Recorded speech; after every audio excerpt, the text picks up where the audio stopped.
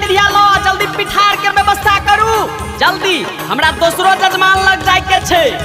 कहाँ छियै ये बौआ के मौसी देखियो हजाम जी आब गेलखिन जल्दी आओ बौआ के ल के आओ आ जल्दी से बैठाओ हजमा पर धरफड़ायल छे।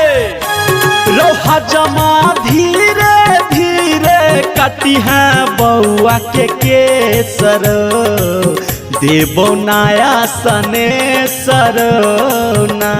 रो हजमा धीरे धीरे कटी है बौआ के केसर देबो नया सने सरना।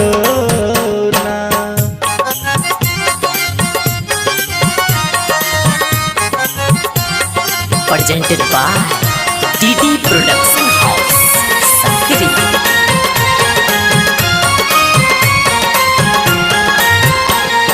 देबो धोती कुर्ता गमछा ऊपर से मोबाइल देबो नभका।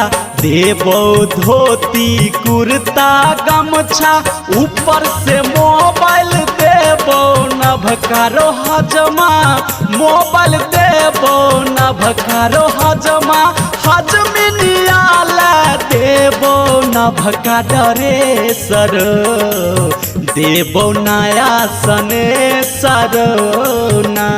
रो हजमा धीरे धीरे कटी है बौआ के केसर देबो नया सने सरना।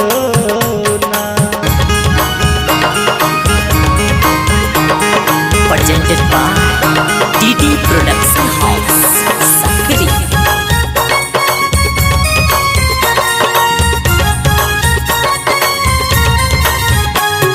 देबो गिफ्ट जोरा जोरा बौआ के मामी मौसी तोरा। देबो गिफ्ट जोरा जोरा बौआ के मामी मौसी तोरा। रो बौआ के मामी मौसी तोरा।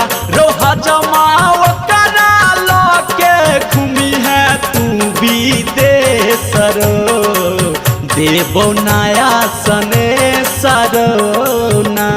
रो हजमा धीरे धीरे कटी है बौआ के केसर देबो नया सने सर।